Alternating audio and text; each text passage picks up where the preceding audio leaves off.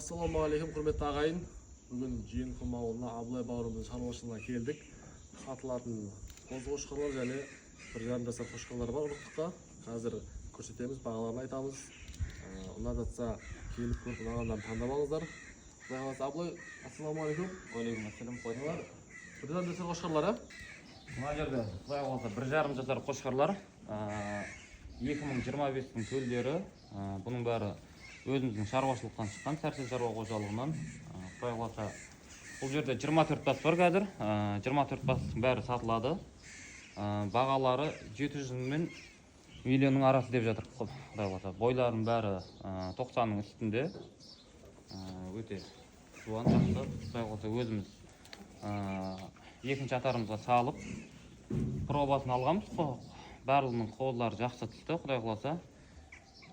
Жалпы бұлар бөлініп сатыламайды, жаппай ма? Жоқ, бөлініп сатылады. Әркім ұнатқанын кеп саудаласып, ұнатқанын алып, бәрін келтіріп береміз, Құдай қаласа. Бағалары 700 мен 1 миллионның арасында бағалары. Мына ағайын тамашалап қойыңыздар. Ұрықтыққа бір жарым жасар қошқарлар 700 мен 1 миллионның арасында 24 бас бар. Өздеріңізге ұнаған қошқарларды келіп таңдап аласыздар. Бойлары 90-ның үсті, иә? Бәрі 90-ның үсті бойлары. Денсаулықтары бәрі жақсы. Жуан ірі қошқарлар. Жаппай алам десеңіздер, жалпы келісім бар, бұйыртса, иә? Иә, жаппай алатынымыз бәрінің келісім бар. Бұл жерде основной линиялар, Дәугашчаның линиясы бар, Крокодилдің линиясы бар, Миллионның линиясы бар. Одан кейін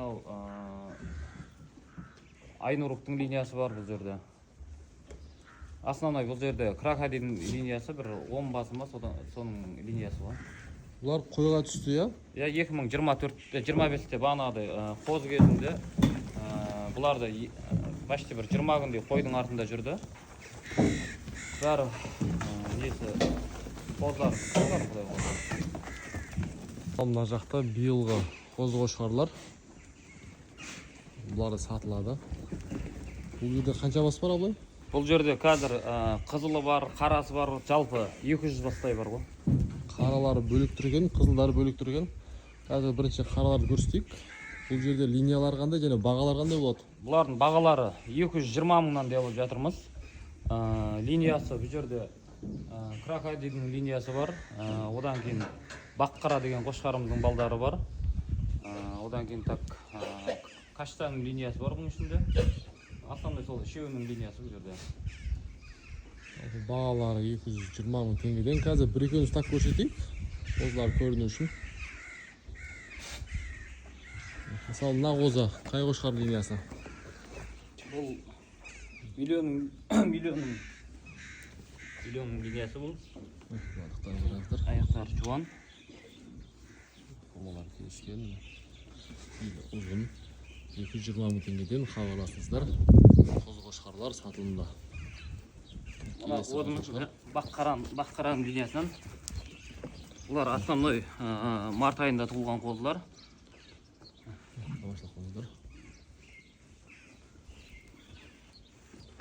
Жалпы бір бас алсаңыздар да болады, келіп 10 бас, 20 бас алсаңыздар да болады. Келісім бар, иә, құдай қаласа? Келісім бар, бағасын келістіріп береміз бәрін.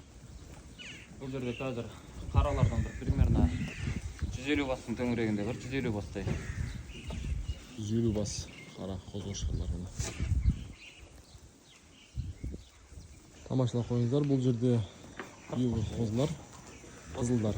40 бас, ә? 35 бас. Бұл қызылдары сатылады, ә? Бұлар сатылады, бұлар 3 орынның баласы бар. 0,70-тің бағана таусарының балдары болды. Бұлардың бағалары? Бұлар қызылдардың бағалары 250 мың теңгеден. 250 мыңнан міне. 35 бас бар. Қозы-қошқарлар. Тамашалап қойыңыздар, сатылады. 35 бас. Бөлініпте жалпы бірге сатылады, жаппай.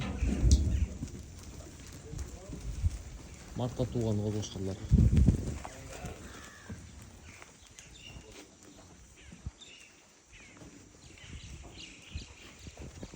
Мынау Баққара деген қошқарды тамашалап қойыңыздар. Ұзын екен.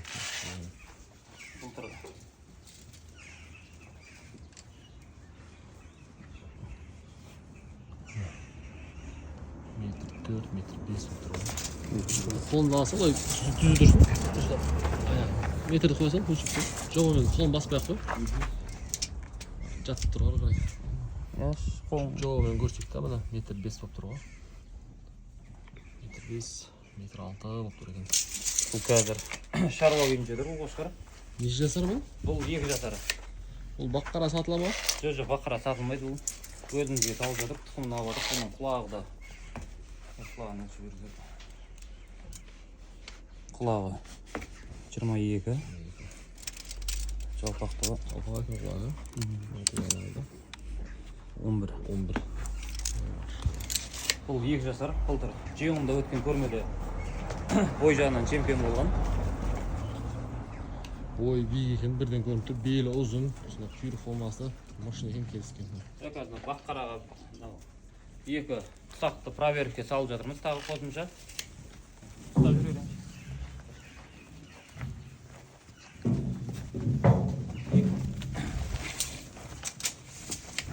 Баққараға 2. Тұсақтар ма да? Бұлар 24-тіңкілер, 24 тұсақ. Тұлғандар ма? Бұл тұрмайды, үркіп тұр олар, қолға үйренбеген да.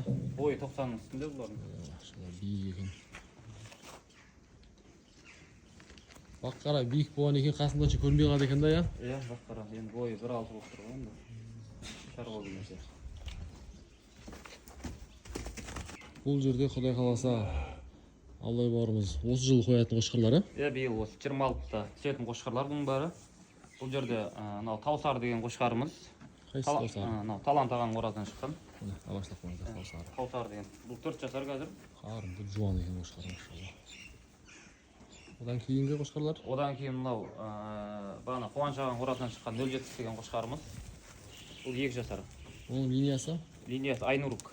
Айнұруктың баласы. Одан кейінгі қошқарлар? Одан кейін мынау қошқарымыз бағана Бабажан Бақтияр ағамыздың крокодилдің баласы. Дәу қошқар, дарасан мына. Бойы 1.6 оның. Крокодилдің баласы ма ол? Крокодилдің прямой баласы. Бұл бағасы кетіп сатылады бұның. Өзіміз 2 жыл қойдық.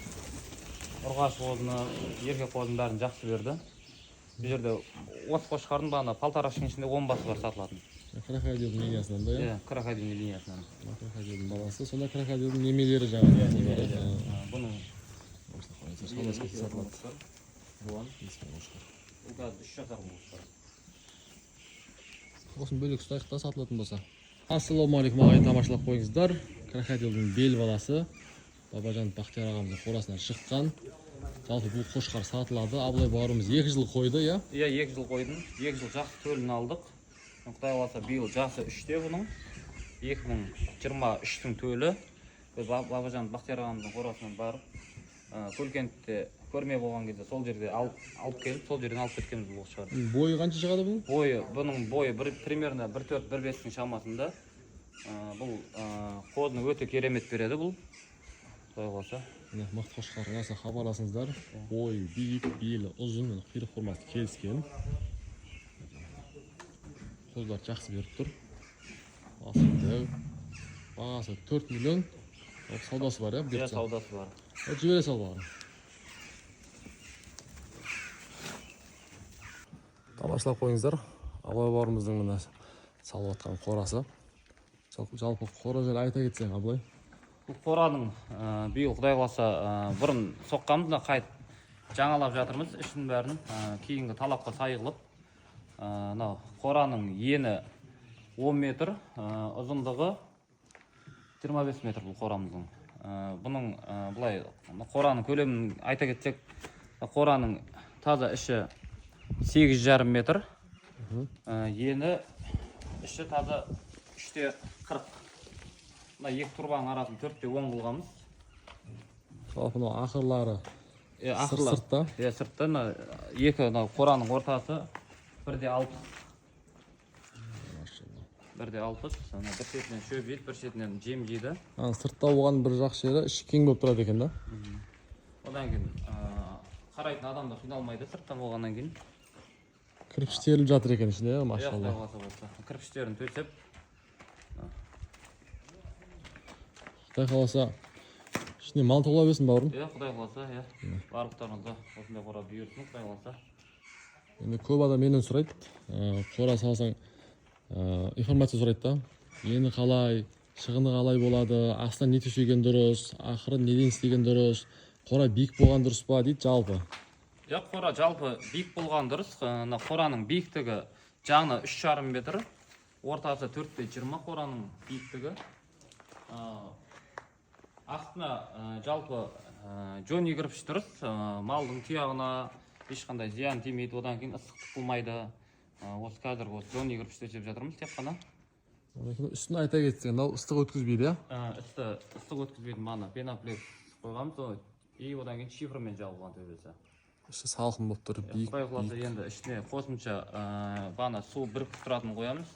И одан кейін мынау бір шеті жабық болғаннан кейін вентилятор қоюға соны ойластырып жатырмыз, құдай қаласа. Машалла, Алла берекесін берсін, құдай қаласа ішіне мал тола берсін бұйыртса. Бір қораға, бір клеткіге 40 бас сияды, бір клеткіге. Мына клеткіге 40 бас сияды. Жалпы. Науаларын бәрін қолдан істеп. Қанша клеткі бар бұл жерде? Бұл жерде қазір біреу, екеу, үшеу, төртеу, бесеу, 6 клеткі бар. 6 клеткі. Қосымша 7 клеткі бар арғы бетінде.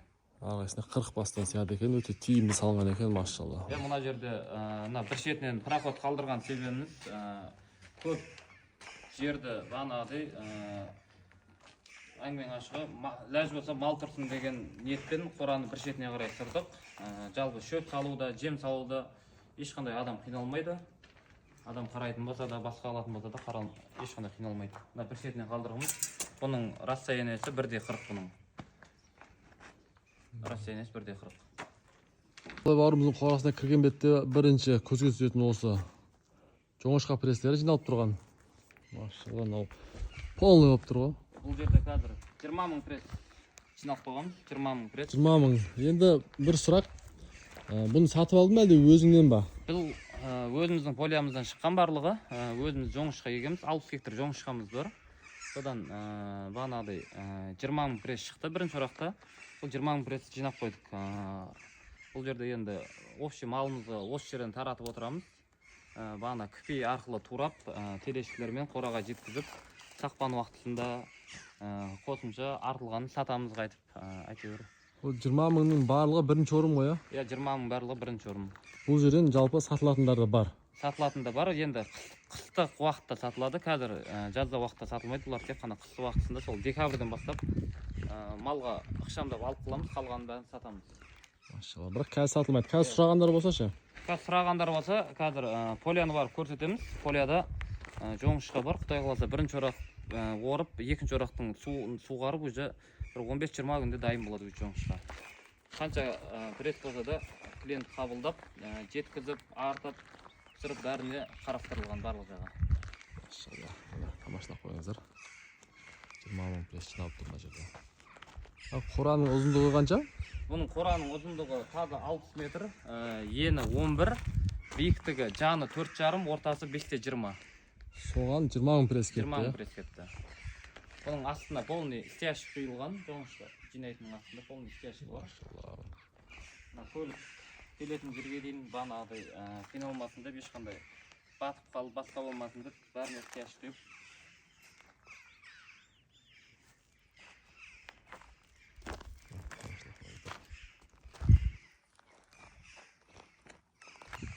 Тамашалап қойыңыздар. Бұл арпа ғой, а? Иә, арпа өзіміздің местный арпа. Өзіміздің местный арпа кеше бір 25 тонна түсіріп алдық. Қазір таңда қозыларға осыны беріп жатырмыз. Арпа. Бұл арпа тек өзіңе, иә? Иә, өзімізге. Осы малға беріп жатырмыз. Мына жақта байқасам туралған пресс қой мынау, иә? Иә, жоңышқан полияның басынан прямой кеймен турап алып келеміз. Оны қазір таңда нелерге, қошқарларға беріп жатырмыз. Қошқарлар. Туралған жоңышқалар. Жалпы туралған жоңышқалар сатыла ма, сатылмай ма? Жоқ, сатылмайды бұлар. Тек қана екінші орақта бағана пресс күйінше сатамыз. Пресс күйінше. Иә, пресс күйінше. Ал бұлар өзің малыңа турап дайындап қойғандар, Мына жерге бір 1000 прессті қазір турап әкеп алғанбыз. Мынау 1000 пресстің туралғаны ма мынау? Иә, 1000 пресстің жобасында туралған. Міне, тамашалап қойыңыздар. 1000 пресстің туралғаны. Негізі малға өйстіп турап берген жақсы. Ешқандай расход болмайды, артық шөп шықпайды, бағана барлығы желінеді. Одан кейін шашылып жатпайды. Я шашылып жатпайды. Жалпы қораның ішкі көрінісі осындай. Ассалаумағалейкум ағайын. Тұсақтар сатылымда. Абылай бауырым сатылымға шығарыпты. Абылай, бұл жерде қанша бас бар? Бұл жерде 30 бас тұсақ, 9 бас 2026-ның ұрғаш қозылары бар. 30 бас 2025-дің төлдері. 30 бас тұсақ бағалар қанша? Бағалар 220 мыңнан деп отыр. Ал ұрғаш қозылар? Ұрғаш қозылар 130-дан. Жалпы бөлім сатыла ма олар? Бөлім сатылғанда 9 бас қозы бірге сатылады. Одан кейін бөлім сатылғанда қызыл тұсақтар бөлінетін болса, олар 250 мыңнан бағасы қызыл тұсақтар. Ал жалпы бөлім сатылатын болса, келісімді баға болады өзде, иә? Келісімді баға болады. Бойлардың бәрі 85-тің ояқ бұяғында. Бұлар линиялары? Линиялар бұл жерде 3 торымның қыздары основной. Одан кейін бана Тауасардың қыздары бар, Қаштанның қыздары бар. 3 торым деген бұрттарын көріп көрмейді. Әкетінің бойы 1,5 болған, оның біретте 1,5 миллионға сатып беріп. Дәл осындай артыздан жетеу бар дедің, иә? Жетеу бар, жетеу. Бұның барлығы жалпы суғарылмалы жерге ғой? Барлығы суғарылмалы 150 гектар жер игеріп отыр ғой жетеуі. Жалпы су жете ма? Су жетеді, артылып қалады су даже. Жетеуі. Қазір дронмен бір көрсетеміз сіздерге. Ар жақта жүгері, ар жақта міне жоңышқа. Бұл жерде екінші орындікі ғой мынау, иә? Иә, екінші орында. Екінші орын құдай қаласа қашан орасыңдар? Құдай қаласа бір 20 күнде орамыз екінші орақта. Мына қазір су барып 2 күн болды су тоқтағанына. 20 күнде орамыз құдай қаласа. Тап-таза жоңышқа. 20 күнде орынға келеді. Бұл екінші орын полный сатыла ма негізі? Иә, полный сатылады. Полный заказ қабылдаймыз бір 16-17 мыңдай пресс шығады екінші орақта, бәрі сатылады. Полный бәрін сатып 16-17 мыңдай пресс шығады, соның барлығы сатылады. Бағасы пойланбасында? Сол кезде нарыққа қараймыз ғой. Сол 800 теңге, 800-дің ояқ бұяғы болады примерно. 20 күннен кейін бағасы шығады бұйыртса. Иә, бағасы шығады. Қанша гектар неге жалпы жоңышқа егілген? Жоңышқа жалпы 60 гектар жоңышқа ғой. 60 гектардан сол 16 мың, 17 мың шығады примерно. Бірінші орақта бағана 20 мың пресін үйге жинадық. 2 мың пресін анаяқа-мынаяқа уже тараттық та енді 22 мың аламыз. Екінші орақта 16 мың, 17 мың пресс шығады деп жоспарлап отыр енді. Жоңышқа тап-таза бағанадай. Бұл жерде енді жоңышқа келісіп жатсақ артып жеткізу бәрі қарастырылған. Түркістан облысы төңірегінде доставка істеп бере береміз. Одан бөлек жүгері бар, жалпы, иә? Жүгері ол малдың азығы. Жалпы жүгері 35 гектар болып. Одан кейін қосымша мақта егеміз. 35 гектар мақтамыз бар. 20 гектар қарбызымыз бар биыл құдай қаласа әйтеуір. 150 гектар суармалы қолаймыз. Енді дайын болады ғой. Иә, дарбызда құдай қаласа бір 15-20 күнде дайын болады уже құдай қаласа. Користан деген дарбыз егіп жатыр, тұқымы. Алла берекесін берсін. Енді бұның барлығы жаңа артизанмен суғарылады. Иә, артизанмен. Судан ешқандай проблема жоқ. Судан проблема жоқ. 7 артизан бар сондай. 4-еуін каналға тасталған, 4-еуі жер асты суы. Суды тиімді пайдаланып, әйтеуір поляға жіберіп жатырмыз. Машалла, Алла берекесін берсін, тамашалап қойыңыздар. Құдай қаласа 20 күнде орылады. Абылай бауырымыздың нөмірін қалдырамын, хабарласа берсеңіздер болады. Түркістан облысының аймағына жалпы доставка қарастырылған. Жалпы жоңышқа егеді, жүгері егеді, одан кейін дарбыз егеді екен. Қазір тамашалап қойыңыздар. Көпшілікке қызық қой, дарбыз қалай өседі, қай өңірдің дарбыздары тәтті деп көпшілік сұрап жатады. Біз толық ақпаратпен көрсетеміз сіздерге. Дарбыз егілген алқап. Қашан егілген бұлар негізі? Бұлар май айының басында егілді. Почти қазір 50 күннен асып қалды егілгенде құдай қаласа. Енді гүлдеп енді түйнек сап жатыр құдай қаласа. Біз қосымша малдан бөлек егіншілікпен айналысамыз. Осы жерде 20 гектар дарбыз бар. Користан деген ұрық егілген құдай қаласа. Келесі айдың 15-20-ларында дайын болып қалады құдай қаласа. Сонда бір айда түйнек болып шыққан екен, бір айда піседі ғой олар, иә? Бір айда піседі құдай қаласа. Міне көрсетейікші. Көпшілікке қызық қой дарбыз. Енді құдай қаласа енді түйнекке отырып жатыр. Түйнектеп дарбыздар шығып қалған екен. Құдай қаласа. Енді бұлар сатылғанда оптым сатылады, дұрыс па? Иә, оптым бізге основной фуралар келіп Россияға басып кетеді. В общем, кіммен қалай келсеміз солай сата береміз ғой. Бұның Дарбыздары негізі бөлінді тұқымдарына қарай. Иә, тұқымдары. Бұның да бағанағы қошқар ұқсап, қой ұқсап, бағана араша, гисар сияқты бұлар да бөлінеді ғой. Барлығы. Дарбыз Көйлектерді жағалай. кәсіп көрсетейік. Дарбыздың түйектерін. Жақын жерде бар ма біреу? Неде, екінші түйнек саған ғой. Дарбыздың өзі екі түйнек қалдырады да, қалғаны үшінші түйнекті өзі күйдіріп жүреді. Полный тастап жүреді да. Бір түптен негізі қанша дарбыз шығады? Бір түптен екі, бір дарбыз ғой. Екі бір дарбыз. Одан артық шығу мүмкін ба негізі? Или жұлып тастау керек па? Негізі шығады, бірақ өзі дарбыздың өзі тастап жүреді оны өзі. Оған өзі ауқат жеткізе алмайды да. Соның дарбыздар.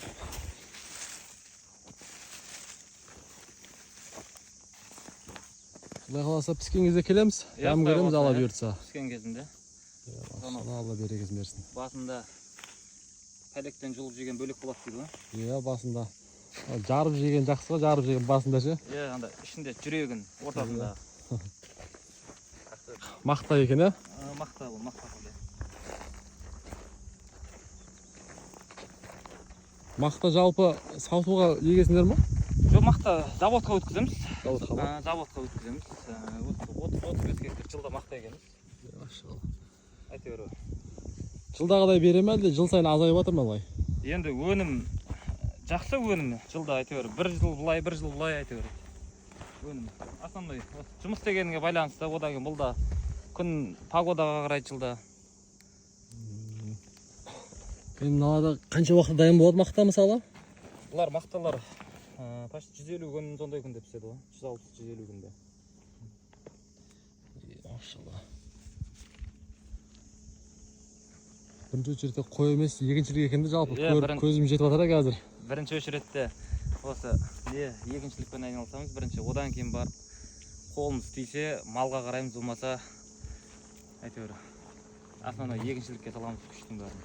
Үлкен жерді игеру оңай емес. Алла берекесін берсін.